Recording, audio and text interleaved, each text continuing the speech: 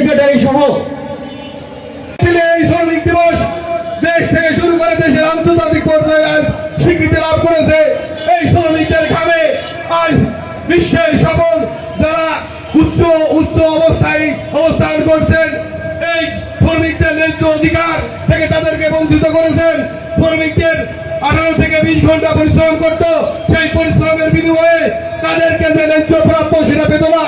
তাই তারা এই 1 মে আন্দোলন শুরু করে যে তাদের 8 ঘন্টা কর্মবিরতি এবং 8 ঘন্টা বিনোদন এবং 8 ঘন্টা ঘুমানোর সময়, এইভাবে তাদের সবাই করে। 1886 সালে শিকাগো শহরেতে এই আন্দোলন শুরু হয়। তারই ফলশ্রুতি হিসাবে আমাদের এই বাংলাদেশ, আমাদের জাতীয়তাবাদী দল বিএনপি, শহীদ প্রেসিডেন্ট জিয়াউর রহমান এই শ্রমিকদের ন্যায্য অধিকারের জন্য সংগ্রাম করেছেন। এই দেশের রেভিডেন্ট ক্ষেত্রে এই দেশের দলকে নেতৃত্ব দিয়ে সুসংগঠিত করে যে অবস্থায় নিয়ে আসছেন, বাংলাদেশ জাতীয় শ্রমিক দলের প্রত্যেকটা নেতা কর্মী দেশ রক্ষার আন্দোলনে, আগামী দিনে যে কোনো আন্দোলন সংগ্রামে শ্রমিক দলের প্রত্যেকটা নেতা কর্মী তাদের শেষ রক্তবন্ধ দিলেও এই দেশের স্বাধীনতা সার্বভৌমত্বকে রক্ষা করবে এই প্রত্যয় ব্যক্ত করে আমি আমার সংক্ষিপ্ত বক্তব্য শেষ করছি। খোদা হাফেজ। বাংলাদেশ জিন্দাবাদ, বাংলাদেশ জাতীয় দল জিন্দাবাদ, শহীদ রাষ্ট্রপতি অমরক দেশের নেত্রী বেগম খালেদা জিন্দাবাদ। বাজু ও অন্যান্য সংগঠনের নেতৃবৃন্দ, আসসালামু আলাইকুম। এই শ্রমিকরা রাষ্ট্রের অহংকার, কারণ তারা মাথার ঘাম পায়ে ফেলে আমাদের খাদ্যের নির্ভরতা যোগান দিচ্ছে এবং শিল্প কলকারখানায় কাজ করছে। কিন্তু এই ফ্যাসিবাদী সরকার আজ 15 বছর শ্রমিকদের নির্যাতন চালিয়েছে। সরকারি জুট মিল ও সুগার মিল এগুলো বন্ধ করে শ্রমিকদেরকে ছাঁটাই করে দিয়েছে। এইসব শ্রমিক মাত্রাটা কষ্টে জীবনযাপন করতেছে। বাংলাদেশ জাতীয় দল বিএনপি ক্ষমতায় গেলে এসব বন্ধ রাষ্ট্রীয় সরকারি মিল কলকারখানা চালু করবে। খুদা হাফেজ। দাবি 8 ঘন্টা শ্রম নির্ধারিত হয়েছিল।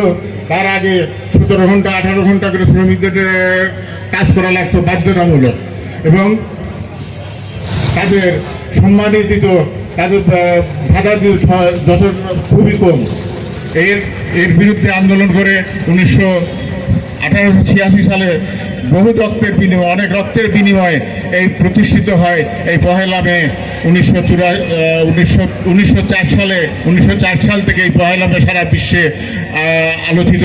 এবং আমি একটা কথা বলতে চাই যে এমপি এই দেশের আন্দোলন সংগ্রামের সাথে যারা জড়িত, যারা এই দেশের গণমানুষের চেতনাকে ধারণ করে রাজনীতি করে, তাদের ঘরেই এই এমপি নমিনেশন আসবে। এবং আমরা আশা করি, আমরাই মাঠে আছি, আমরাই জনগণকে নিয়ে এই বিএনপিকে পতাকাকে সামনে নিয়ে আমরা এগিয়ে যাচ্ছি। অতএব আমাদের প্রার্থী জনাব শেখ সাদী সাহেবী এবার নমিনেশন পাবে এই আশা। এবং আমি আপনাদের কাছে আহ্বান করব যে এই ডিসেম্বরে হয়তো নির্বাচন হয়ে যাবে।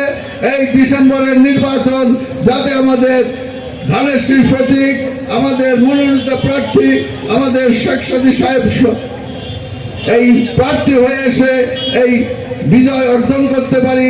এই জন্য আমাদেরকে সুসংগঠিত হতে হবে, আমাদের জনগণের সাথে আরো জনসংযোগ বাড়াতে হবে।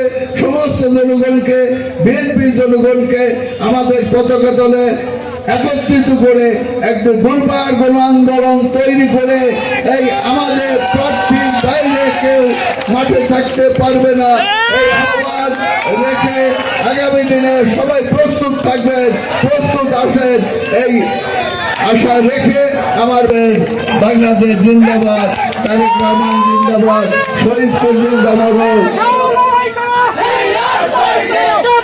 খালেদা জিয়া জিন্দাবাদ, জিন্দাবাদ, জিন্দাবাদ। ধন্যবাদ। খোকসা পৌর বিএনপির সম্মানিত আহ্বায়ক, সম্মানিত সদস্য সচিব, আমরা বেঁচে থাকার জন্য যারা কাজ করি আমরা সবাই শ্রমিক। আমি একজন ব্যবসায়ী, আমার প্রতিষ্ঠানে হাজার হাজার লোক কাজ করে। আমার মনে হয় তারা যে কাজের বিনিময়ে মূল্যায়ন যে সম্মানিটা পায়, আমার কর্মচারী যেসব ভাইরা আছে তার থেকে আমি বেশি পরিশ্রম করি এবং আমিও একটু পারিশ্রমিক পাই। এই জন্য আমরা যারা কাজ করি আমরা আসলে সবাই শ্রমিক। আমাদের দলীয় প্রধান শহীদ প্রেসিডেন্ট জিয়াউর রহমান যেটা আজ থেকে অনেক বছর আগে উনি স্বীকার করেছেন এবং বলে গেছেন।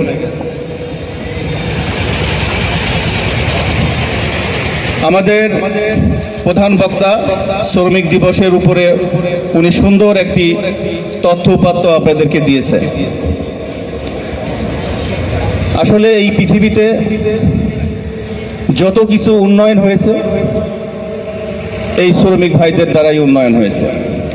আজ থেকে প্রায় 200 বছর আগে খাটাতো, 18 ঘন্টা, 20 ঘন্টা, 16 ঘন্টা খাটাতো, কিন্তু তাদেরকে মূল্যায়ন করা হতো না। কিন্তু আমার আগে যারা বক্তব্য দিলে অনেক সুন্দর বক্তব্য দিয়েছেন, বক্তব্যের কিছু নেই। আমি তো মাঝে মাঝে আপনাদের কাছে আসি এবং যতদিন বাঁচবো ততদিনই আপনাদের সাথেই থাকবো। আমি কুমারখালী, কুষ্টিয়া তথা খোকসার মানুষদেরকে ভালোবাসি। আমি ভালোবাসা নেওয়ার জন্য আসি, আমি কাজ করতে চাই। আমি প্রমাণ করে দিয়েছি, আমি বিগত বছরে অনেক কাজ করেছি। ইনশাল্লাহ সামনে ডিসেম্বরে নির্বাচন যে 7-8 মাস আছে, এই 7-8 মাসের মধ্যেই দেখবেন আমার নিজস্ব উদ্যোগে এবং আমাদের দলীয় নেতা কর্মীদের সাথে উন্নয়ন কিভাবে করতে হয় নির্বাচনের আগে আমি দেখাই দিব। আমাদের মধ্যে অনেকে অনেক রকম কথা বলে। শেখ হাসিনা ইন্ডিয়াতে বসে কি বলে, টুক করে ঢুকে পড়বো, এত সোজা?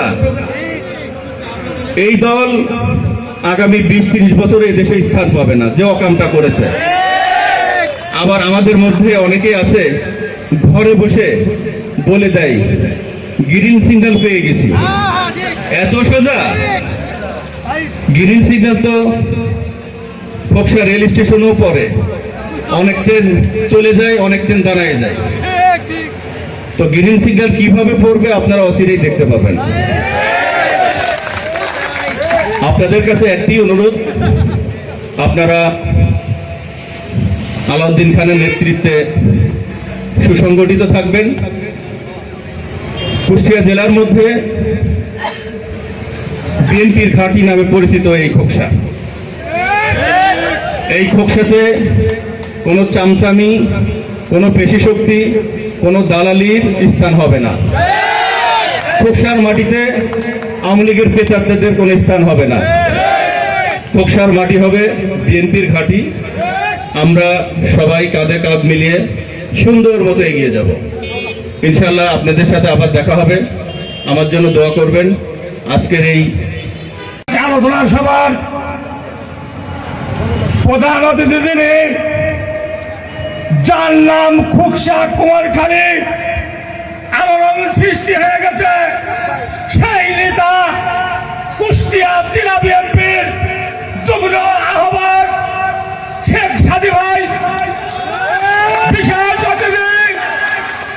বিশেষ অতিথি এমপির আহ্বায়ক বীর মুক্তিযোদ্ধা আমার নেতা আলাউদ্দিন খান। আরো আছেন খোকসা পৌর আহ্বায়ক আমার চাচা বাদু মুন্সি। আরো আছেন খোকসা পৌর আহ্বায়ক সাধারণ সম্পাদক শরীফুল ইসলাম শরীফ ভাই। এই শ্রমিকরা ওই আমেরিকায় শ্রমিকদের ন্যায্য মূল্য আদায় করার কারণে, দাবির কারণে তার ন্যায্য মূল্য দিচ্ছিল না বলে তারা রাজপথে ছিল।